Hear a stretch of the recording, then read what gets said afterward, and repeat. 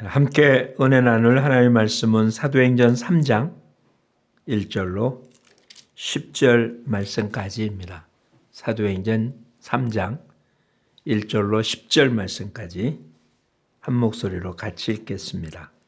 제9시 기도 시간에 베드로와 요한이 성전에 올라갈새 나면서 못 걷게 된 이를 사람들이 메고 오니 이는 성전에 들어가는 사람들에게 구걸하기 위하여 날마다 미문이라는 성전문에 두는 자라.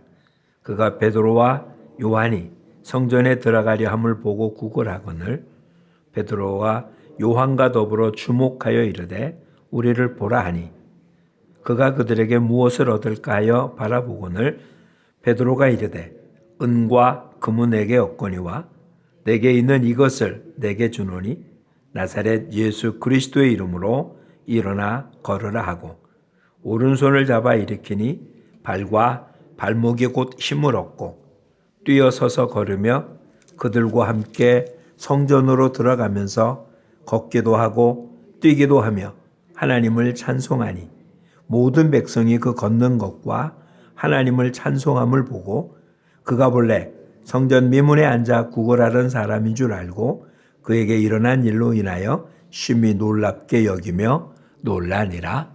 아멘.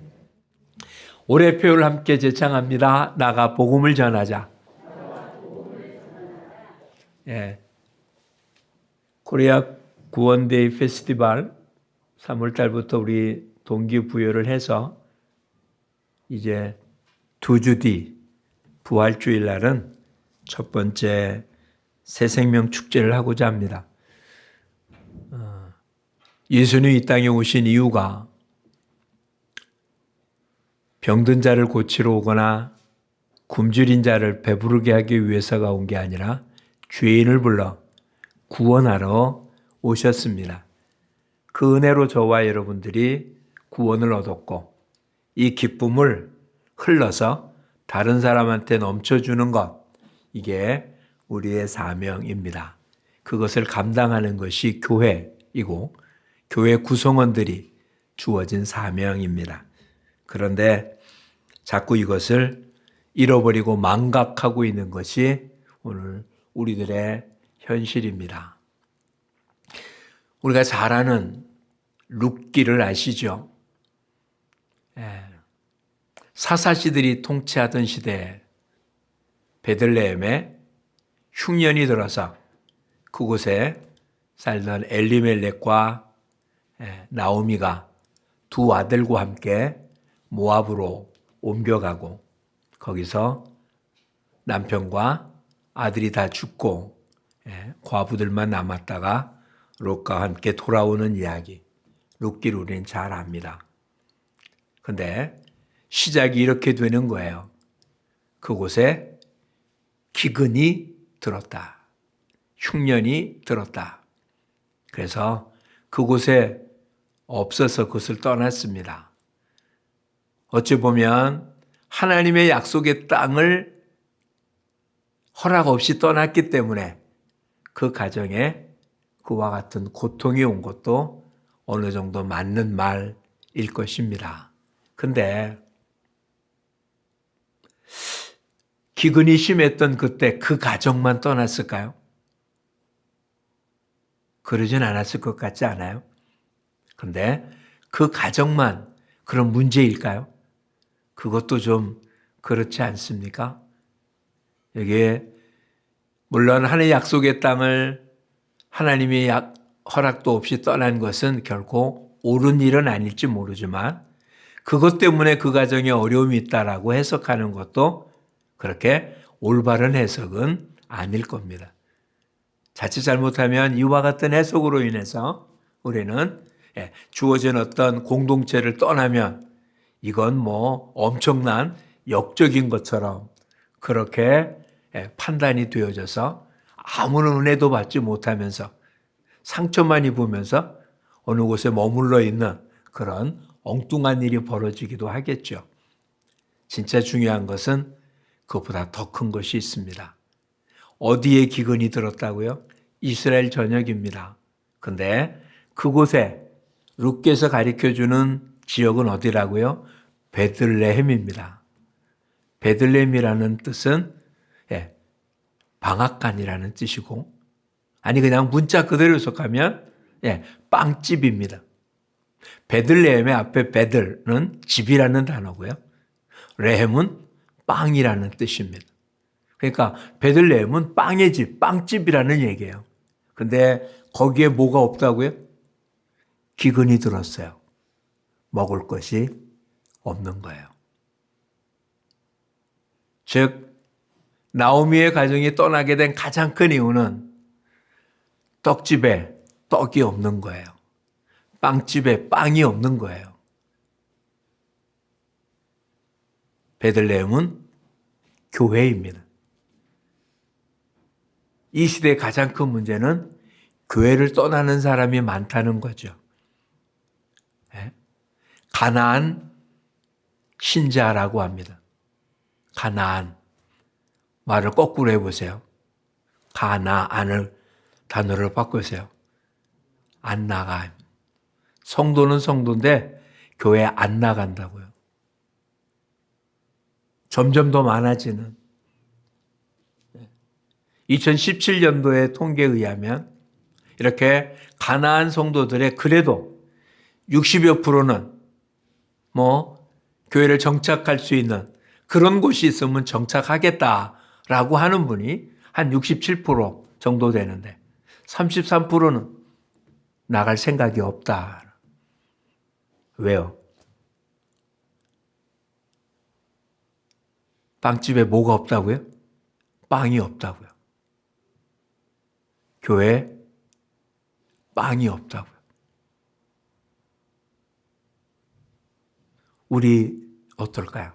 우리 공동체는 굶주린 자가 와서 굶주림을 해소하고, 목마른 자가 와서 목마름을 해소하고, 슬픈 자가 와서 슬픔을 해소하고, 정말 죽을 자가 와서 살아나는 그러한 빵이 있는 빵집입니까? 그렇게 왔는데 어느 목사님 표현하기를 빵집에 빵 냄새만 나고 실제로 빵은 없더라. 거기에 앉아있는 사람도 나와 똑같이 굶주리고 있더라. 그래서 나는 가고 싶지 않더라. 이게 우리들의 모습은 아닐까요? 오늘 우리가 본 본문 속에 예루살렘 교회가 확장되는 가운데 엄청난 또 하나의 기적이 일어난 사건을 우리는 오늘 보았습니다. 성전 미문 앞에 앉아서 나면서부터 안진뱅이였던 못 걷게 된 사람이 베드로에 의해서 걷게 되고, 그가 성전에 걷기도 하고 뛰기도 하며 하나님을 찬양하는 엄청난 사건을 우리는 오늘 목도했습니다. 그런데 베드로가 이 안진뱅이에게 뭐라고 말합니까? 이제는 지금 베드로를 왜 쳐다보고 있습니까? 구걸하기 위해서. 근데 베드로는 뭐라고요? 은과 금은 내게 없지만 내게 있는 곳으로 내게 주노니 나사렛 예수의 이름으로 일어나 걸으라. 그랬더니 일어나 걸었다. 이것입니다. 초대교회에는 빵집에 빵이 있었습니다. 교회 예수 그리스도가 있었습니다. 예수 그리스도의 이름으로 엄청난 일들이 일어났습니다. 그런데 세월이 지나면서 교회는 이 모습을 점점 잃어버렸습니다. 중세기에 가장 유명한 신학자 중에 하나, 물론 천주교 신학자긴 하지만 그때는 개신교가 없었으니까요. 토마스 아퀴나스가 이렇게 표현했습니다. 지금의 교회는 은과 금은 있는데 예수 그리스도는 없다. 그게 지금부터 600년 전 이야기입니다. 중세 때 그렇게 교회가 유럽 전역을 지배하고 교황이 왕을 지명하고 교황에 의해서 왕이 선출되어지고 왕을 세우는, 그렇게 교회가 힘이 있던 시절에 그 당시 최고의 신학자가 표현하기를 교회 은과 금은 있는데 나사렛 예수는 없다. 오늘 한국교회도 어찌 보면 이렇게 둘로 나뉘지 않겠습니까? 대형교회라고 불려지는 교회들, 거기에 뭐 나사렛 예수가 없다라고 단정 지을 수는 없겠지만 예년에 비하면 이 땅의 교회들은 은과 금은 분명히 있습니다. 근데 과연 나사렛 예수의 이름으로 무엇을 행하고 이적과 기적이 나타나고 기쁨을 누리고 만족하고 그런 것이 우리한테 있는지 한번 돌아봐야 될 것입니다. 우선은 내 자신이 어떤지를 한번 살펴봐야 되지 않겠습니까? 심령이 가난한 자는 복이 있다고 주님 말씀하셨습니다. 부자가 천국 가기가 어렵다고 말씀하셨습니다. 이 둘은 어떻게 보면 서로 상충되는 말 같잖아요. 가난한 자가 복 받고 부자는 천국 가기 어렵고. 근데 좀 더 솔직해 보죠. 어떻게를 원하십니까? 부자 되세요. 그렇죠? 이제는 뭐 까마득하긴 하지만 과거 얼마 전에 아주 가장 유명했던 멘트 가운데 하나 그거 아니었습니까? 부자 되세요. 그걸 싫어할 사람도 하나도 없고요. 그것 때문에 이 땅이 얼마나 힘들고 하고 우리가 얼마나 노력하고 애쓰고 있습니까? 근데 문제는 천국 가기 어렵다는데 우리 나 부자 되려고 하는 거 아니에요?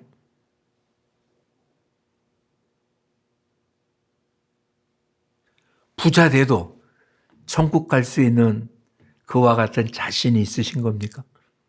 예수님 말씀하시기를 부자가 천국 가기가 어렵다는데 어려운 게 아니죠. 그렇죠? 낙타가 바늘길을 들어가는 게 어려운 겁니까? 안 되는 거잖아요. 근데 우리는 천국 가려고 모인 사람이 아니라 뭐 하려고 모인 사람 같습니까? 부자 되려고 모인 사람 같지 않아요? 건강하려고 모인 사람? 부자 되려고 모인 사람? 편안하려고 모인 사람? 분명 성경 속에 우리한테 이런 것들이 약속되어 있는 건 분명합니다. 근데 그게 천국을 못 간다면, 천국과 관계없는 거라면 부자 되는 것이, 건강한 것이, 편안한 것이 과연 얼마만큼 효력이 있는 겁니까? 그 부가, 그 건강이, 그 편안함이, 유효기간이 살아있는 동안만이라는, 그 기간이 끝나면 더 이상 적용되지 않는 거라면 우리의 신앙의 모습하고는 관계가 없는 것 아닐까요?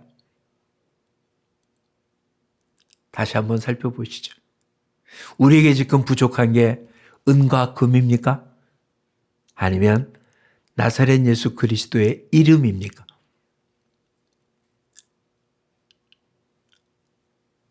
아직도 은과 금이 없어서 일하지 못한다고 생각하십니까? 아직도 능력이 없어서 못한다고 생각하십니까? 배운 게 없어서 못한다고 생각하십니까? 힘이 없어서? 도와줄 어떤 누가 없어서 못한다고 생각하십니까? 어찌 보면 우리도 오늘 베드로처럼 은과 금은 넉넉한 사람들은 아님에 틀림이 없습니다. 그렇죠?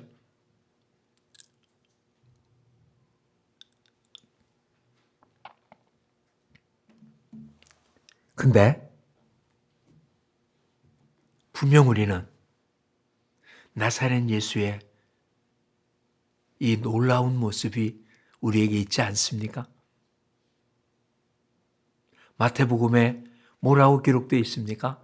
하늘과 땅의 모든 권세를 가지신 주님이 뭐라고요? 세상 끝날까지 너희와 함께 하겠다. 그렇죠? 그리고 우린 사도행전 계속 살펴보면서 약속되어진 게 뭐였습니까? 성령이 너에게 임하시면 권능을 받고 예루살렘, 온 유다, 사마리아, 땅끝까지 이르러 내 증인이 되리라. 약속이었습니다.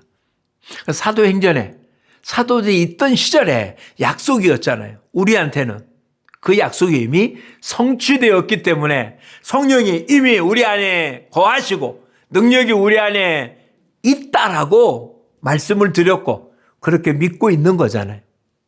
근데 우리는 아직도 뭐 때문에 일 못한다고요? 돈이 없어서? 힘이 없어서? 이 눈이 작아서? 능력이 없어서? 아니요. 처음서부터 접근 방법이 잘못된 거 아닙니까? 원래부터 하나님 이것을 우리의 힘으로 주신 적이 없습니다.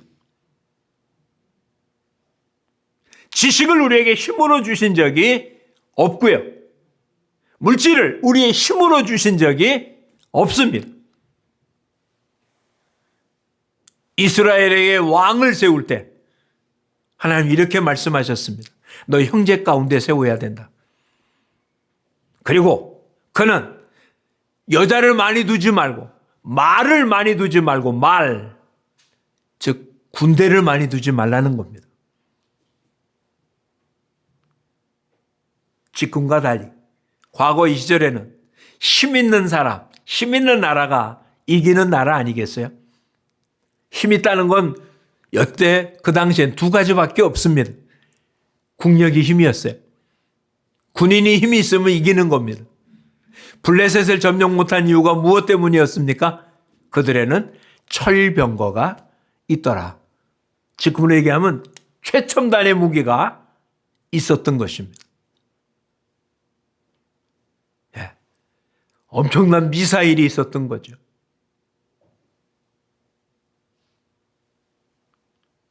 중동 전역에 그렇게 퍼져 있는 나라가 그 조그만 이스라엘을 점령하지 못하는 이유는 미사일과 공군 때문에 그 주변의 국가들이 이스라엘을 점령하지 못합니다.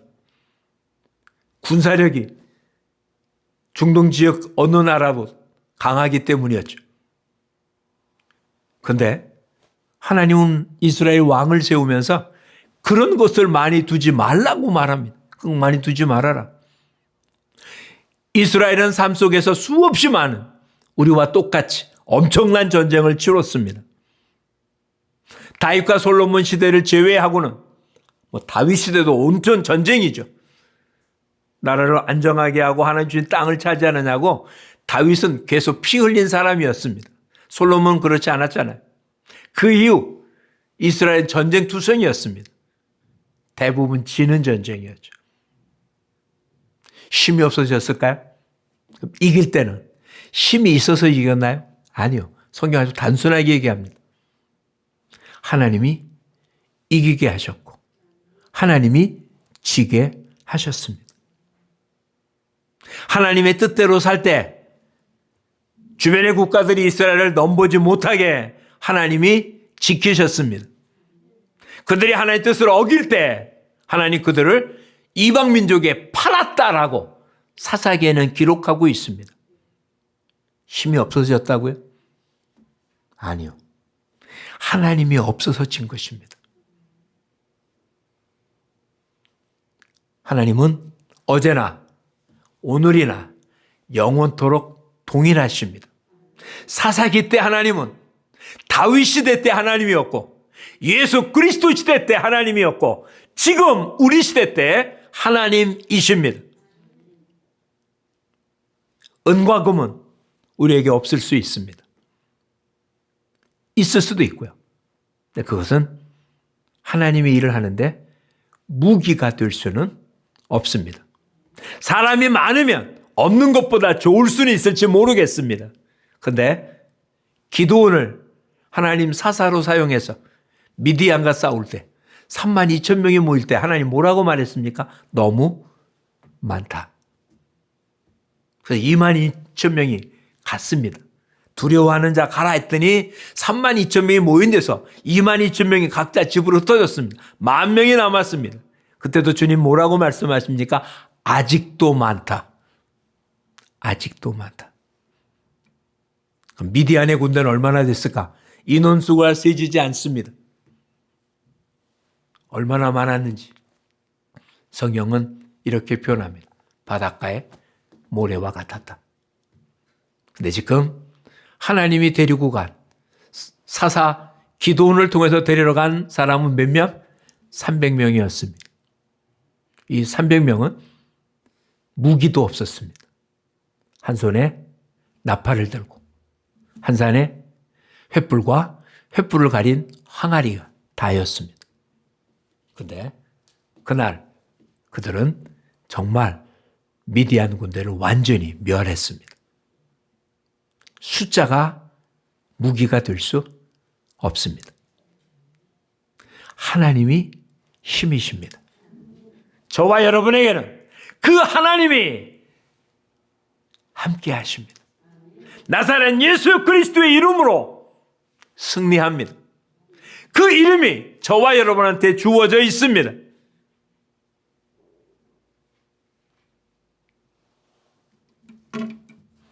집사람이 듣던 유튜브에 어느 목사님의 설교 가운데 이렇게 표현했습니다.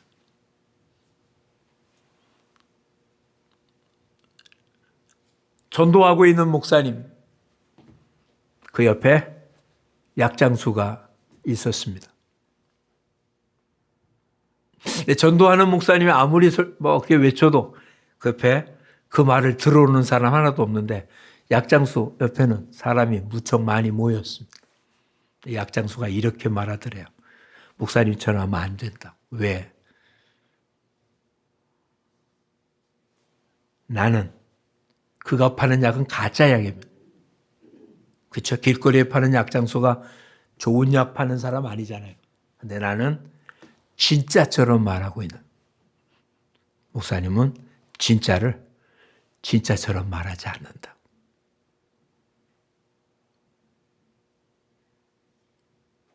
그리스도인이 갖고 있는 진짜는 뭡니까? 주님이 주신 어떤 힘입니까? 주님으로부터 축복, 건강, 자녀들이 잘된 것, 물질, 분명 복입니다. 근데 그게 힘인가요? 그게 진짜인가요? 아니요. 진짜는 예수 그리스도 자체입니다.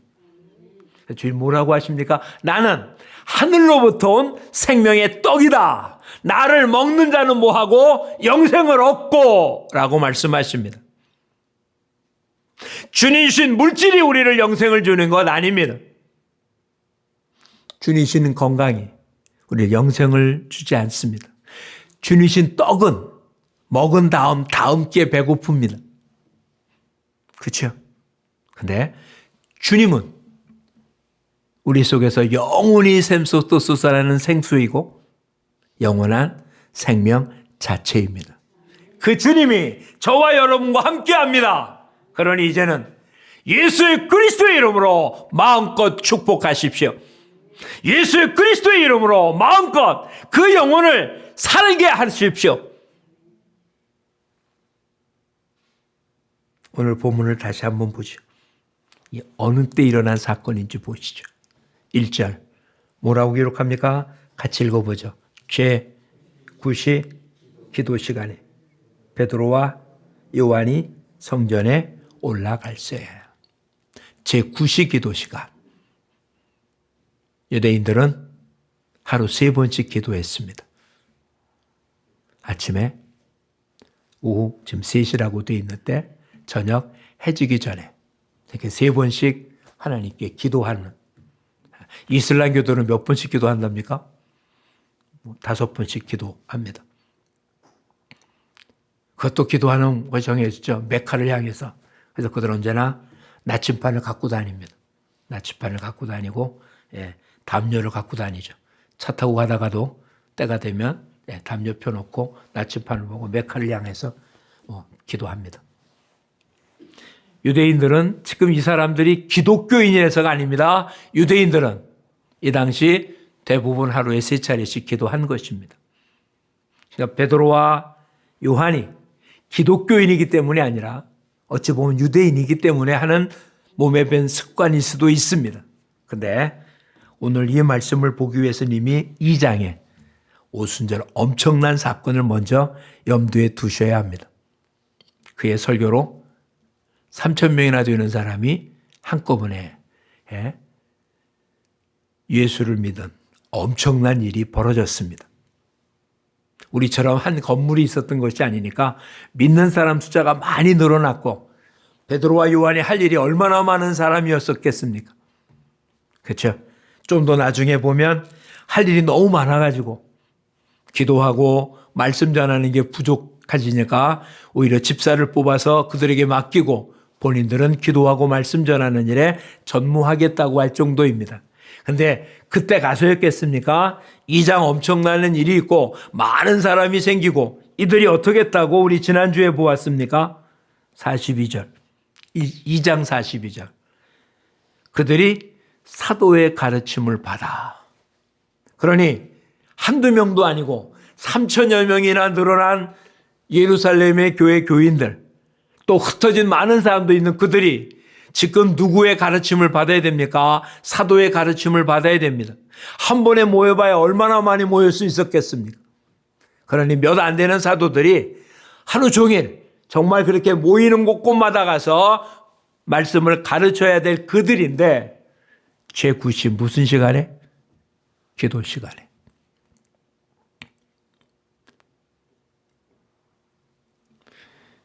모든 성도는 성령이 임재하고 있는 사람들입니다. 그런데 모든 성도가 임재한 성령님, 그 안에 계신 예수 그리스도의 이름으로 능력을 발휘하지는 않습니다. 기도하는 사람이. 그 안에 있는 성령이 역사하십니다. 오늘 저와 여러분, 우리가 다시 생각할 필요가 없는 게 있다고 말씀드렸습니다. 성령님이 내 안에 계신 것, 이건 다시 생각할 필요 없습니다. 다시 와달라고 외칠 필요도 없습니다. 근데 내 안에 계신 성령님은 기도하는 사람에게만 반응하는 것입니다. 그러니 여러분, 기도하는 사람들이 되시기를 축복합니다. 바빠서 다시 한번 살펴보십시오. 3,000명이나 늘은, 그래서 사도의 가르침이 필요한 사람들이 그렇게 많은, 근데 기도 시간에는 성전에 기도하러 올라간 두 사람을 생각해 보십시오. 저나 여러분만큼 그 정도 바쁜 거였겠습니까? 훨씬 더 바쁜 사람 아니었겠어요? 근데 그 바쁨이 기도를 멈추게 하지는 못했습니다. 왜냐하면 그것은 자기 힘으로 감당할 수 있는 일이 아니기 때문에 그렇습니다. 저와 여러분, 기도의 사람이 되기를 축복합니다. 바쁘십니까? 기도하십시오. 힘드십니까? 기도하십시오. 언제나 어디서나 아무 때나 할 수 있는 게 기도입니다. 근데 한번 생각해 보십시오. 언제나 할 수 있다고? 언제나 기도가 됐습니까? 아무 때나 기도할 수 있다고? 아무 곳에서나 기도가 됐습니까? 그렇죠? 언제든 기도할 수 있습니다. 근데 언제든 기도가 되든가요? 어디서나 기도해도 됩니다. 근데 어디서나 기도가 되든가요? 그건 하기 좋은 말이었지 실상 우리의 삶이 그렇게 되질 않았습니다. 솔직히 여러분, 하루 종일 집안에 있으면서 기도가 되든가요?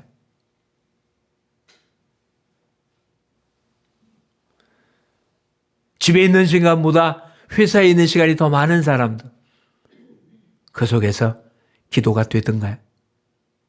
언제나 어디서나 할 수는 있는데, 그래서 기도의 시간이 정해지는 겁니다. 그 시간만 기도하라는 것은 아닙니다.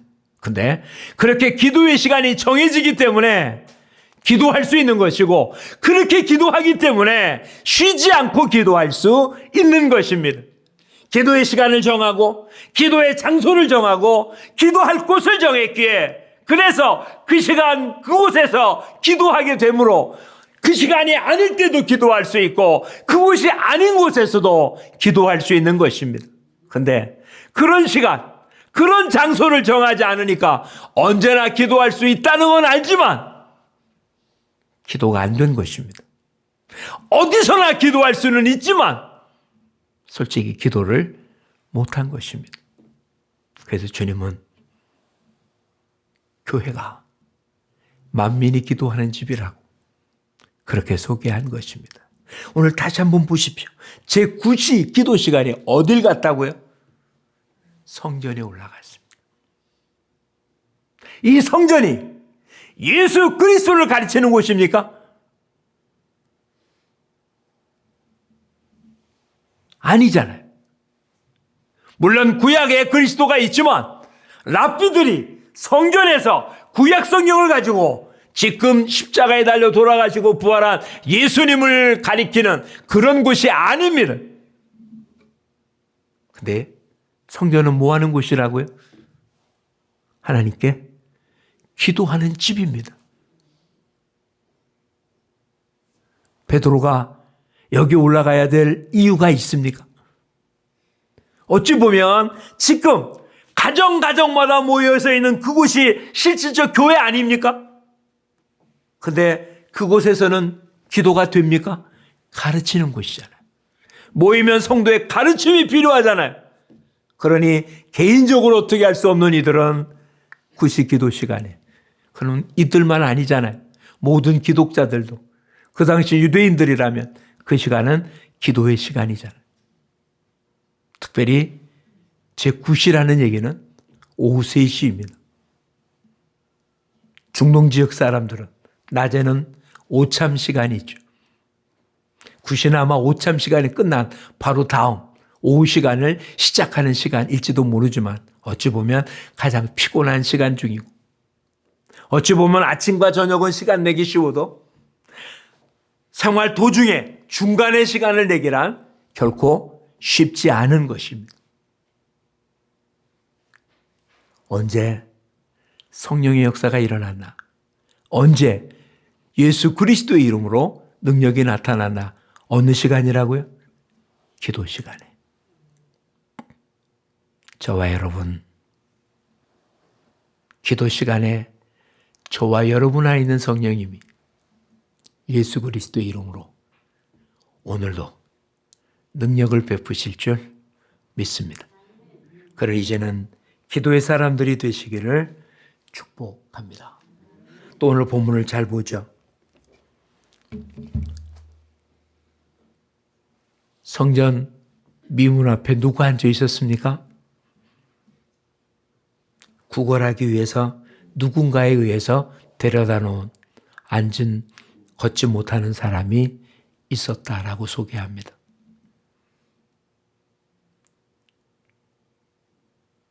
지금도 우리 주위에는 하나님의 교회에 들어오지 못한 이렇게 굶주린 자가, 하나님의 손길을 기다리는 자가 수없이 많다는 사실을 기억해야 합니다. 성전 안에는 들어오지 못하는, 근데 고침받자 뭐 했다고요? 8절 뛰어 서서 걸으며 그들과 함께 성전으로 들어가면서 걷기도 하며 뛰기도 하며 하나님을 찬송하니. 우리 모두 하나님의 집 빵집입니다. 우린 저들에게 저들이 원하는 만큼의 빵을 공급하지는 못할 겁니다. 저들이 원하는 빵, 그런 그 문은 우리한테도 부족해서 주지 못할지 모르겠습니다. 그런데 나사렛 예수 이름으로 저들의 영혼의 굶주림을 채울 수 있습니다. 저들의 영혼의 죽음을 살릴 수 있습니다. 오늘 본문을 다시 한번 보십시오. 4절 베드로가 요한과 더불어 어떻게 했다고요? 주목하여 이르되. 이 성전 민문 앞에 구걸하는 자가 이 사람 한 사람만 있었다라고 생각할 수는 없습니다. 이 성전 문이 몇 개가 있고 그 문마다 수없이 많이 구걸하는 사람 많았을 것입니다. 근데 주목하여 봤습니다.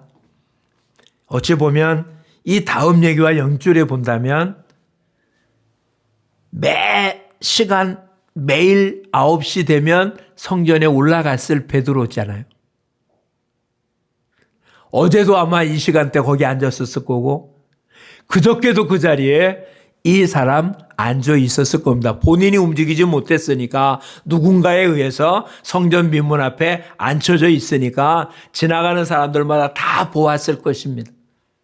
근데 이날은 어떻게 했다고요? 주목하여 봤다니까요. 성령이 역사했겠죠. 이를 치료하기 위해서. 이의 경배를 받으시기 위해서. 이를 통하여 하나님이 살아계시다는 사실을 주변의 사람들에게 알리기 위해서 이렇게 준비해 놓으셨을 겁니다. 오늘 저와 여러분 기도하며 하나님의 뜻을 따르면 우리도 이미 하나님의 말씀을 받을 만한 사람이 준비되어 눈이 마주치고 이는 지금 일어나 걷고 찬양할 거라고는 전혀 생각하지 않습니다. 5절 왜 바라봤다고요? 무엇을 얻을까요? 다른 사람처럼 돈 몇 푼 받는 게 지금 이 구걸하는 자가 요구한 것이었습니다. 그런데 우리식으로 이날 이 사람은 대박 맞았습니다. 그렇죠? 이젠 구걸이 필요 없습니다. 돈이 생겼습니까? 아닙니다. 그런데 이젠 구걸이 필요 없습니다. 걷기도 하고 뛰기도 하고 일할 수 있습니다. 하나님 주신 복을 누릴 수 있습니다. 그래서 찬미했습니다. 저와 여러분을 통하여 하나님은 이런 찬미를, 이런 찬양을, 이런 영광을 받기를 원하십니다. 그래서 저와 여러분에게 예수 그리스도의 이름을 주셨습니다. 이것을 기도함으로 저와 여러분의 것으로 삼고 우리 주변에 정말 육신의 고침을 받으려고 구걸하는 사람들, 물질로 구걸하는 사람들, 아무 여러 가지 어려움과 아픔 때문에 슬퍼하는 사람들, 우리에게 그들에게 지금 실질적인 문제를 직접적 해결해 줄 수 있지는 못할지 몰라도 나사렛 예수 그리스도의 이름으로 복음으로 그들을 치료하여 하나님 앞에 세우고 하나님께 영광을 돌리게 하는 일은 저와 여러분도 할 수 있다는 사실을 기억하고 그리스도의 이름을 마음껏 활용하는 저와 여러분이 되기를 축복합니다. 오늘 본문 속에 나타난 주인은 누굽니까? 오늘 본문 속에 나타난 주인공이 누굽니까? 베드로입니까? 구걸하는 이 거린입니까? 나사렛 예수고 하나님이십니다. 그 하나님이 저와 여러분의 하나님이고 그 예수 그리스도가 저와 여러분의 구세주이고 그 예수 그리스도가 저와 여러분과 함께합니다. 그 하나님이 오늘도 저와 여러분을 통해서 이 땅에 영적으로 굶주린 자들을 먹이기를 원하시고 계십니다. 오병이어의 기적 때 예수님 제자들에게 뭐라고 했습니까? 너희가 먹을 것을 주라. 너희가 먹을 것을 주라. 이 당시와 달리 오늘 우리들에게는 정말 먹을 것이 필요한 사람에게는 먹을 것을 주며 복음을 전해야 될 것입니다. 아파하고 고통스러워하고 괴로워하는 사람에게는 위로와 평안을 주어야 될 것입니다. 완벽하게 해결해 주지는 못한다 할지라도 저들의 굶주림을. 그래서 주님, 우리 이렇게 빵집으로서 빵의 냄새만 풍기는 자가 아니라 예수 그리스도의 이름의 모양만 내는 자가 아니라 빵집의 근본의 모습인 빵이 존재하는, 이곳에 오면 목마름을 해결할 수 있는, 이곳에 오면 배고픔을 해결할 수 있는, 이곳에 오면 기쁨이 회복되어지는, 이곳에 오면 만족을 누릴 수 있는 에베소 교회를 향하여 주님 뭐라고 말씀하십니까? 처음 사랑을 잃어버렸다고요. 빵집에 빵이 없어진 거예요. 사랑이 없어졌으니까. 사랑집에 사랑이 없으면 빵이 없는 거잖아요. 그리스도의 집에 그리스도가 없으면 교회가 아니잖아요. 사람만 모인 거잖아요.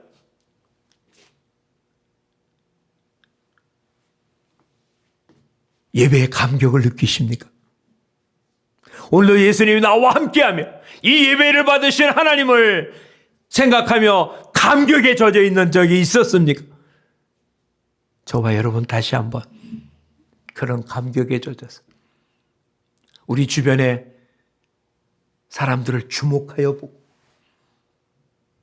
예수 그리스도의 이름으로 그들의 필요를 채워 빵집에 빵이 있는, 이름만 베들레헴이 아니라 정말 빵이 있는 베들레헴으로, 이름만 하나님의 집이 아니라 하나님이 임재하는, 이름만 그리스도의 교회가 아니라 그리스도가 존재하는 사랑의 집이 말로만이 아니라 실제로 이곳에 오면 사랑을 경험하고 체험할 수 있는 그런 공동체를 이루어가는 저와 여러분이 되기를 축복합니다.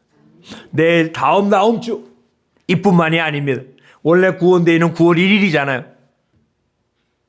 그날 우리 정말 우리가 주목하여 본 사람들에게 나사렛 예수 이름으로 일으켜 세워 걷기도 하고 뛰기도 하며 하나님을 찬양하며 성전에 달려왔던 모습들처럼 저와 여러분도 이런 일을 감당하는 복된 사람들이 되기를 축복합니다.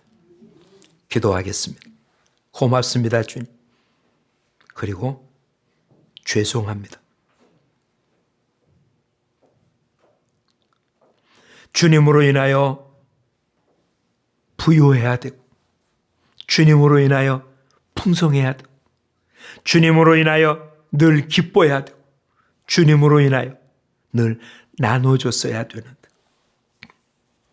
우리도 이곳에서 사랑에 목마르고 아직도 육체적 욕심으로 인하여 아버지 상처를 주고받고 있진 않았었는지요. 빵집에 빵이 없어서 모압으로 옮겨갈 수밖에 없고 그 결과는 다 죽는 텅 빈 마음만 가졌던 그러한 가정처럼 오늘 우리들도 우리 주변의 사람들을, 우리 안의 사람들을 머무르지 못하게 만든 저희들은 아니었는지 용서하여 주시옵소서. 이젠 정말 다시금 빵집에 빵이 있는, 하나님의 말씀이 가득한, 사랑이 가득한, 그리고 그리스도의 이름으로 저들의 필요가 채워지며 회복되어지며 새 생명의 역사가 일어나는 놀라운 일들이 다시 한번 저희들을 통해서 나타나도록 주님 역사해 주시옵소서.